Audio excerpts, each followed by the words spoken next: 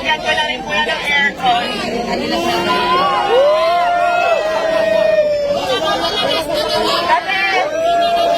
Kasi nabalitaan ko na nagpapahinga lang daw siya dito sa sasakyan. Kaya ayan. Ito si Alvin, no? Meron pa ba? Tingin niyo meron pa? Meron pa! 1 million!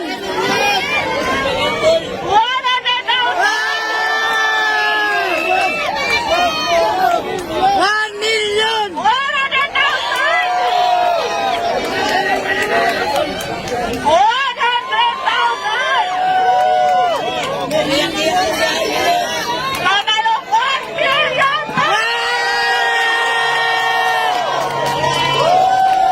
Kung naiyak to ko, sobrang saya po kasi pangarap ko talaga magkaroon ng bahay.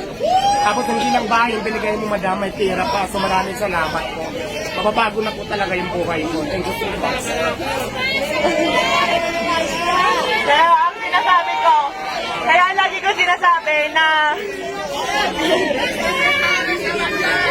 ko sinasabi na sure ako magbabago ang buhay dito at Diwata. Kasi kami ng asawa ko po, nakatira lang kami noon, natutulog lang po sa likuran ng pet shop sa Sampaloc, Manila, kung saan sa kama namin may nagtatakbuhang daga, ibis at kung ano-ano pa. Pero dahil sa sinabit sa kasal namin ng aming mga magulang, na 1 million ngayon, napakalaki na po ng pinagbago ng buhay namin. Kaya Diwata, gamitin mo sa tama.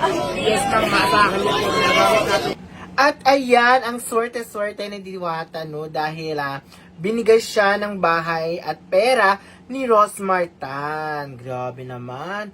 So, magpapasana all na lang tayo. Pero, yun na nga, si Rosmar ay ginawang tulay ng Panginoon, no? Para mabigyan si Diwata ng house and lot at pera. Sa lahat ata ng mga content creator, vlogger, no?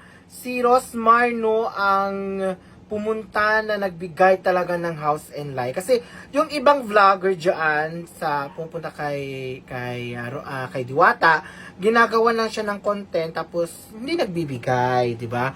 Kaya at of course no si Rosmar meron siyang tinatawag natin na pares din. Ayan, pares overload kagaya ni Diwata. So deserve nila no ang kung ano man nilang ano mang natatamasan nila sa buhay, di ba?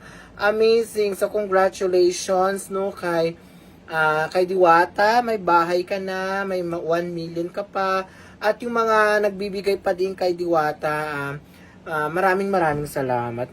Natutuwa ako kasi may mga taong ganyan pa dito sa ibabaw, sa mundong ibabaw. Ayan.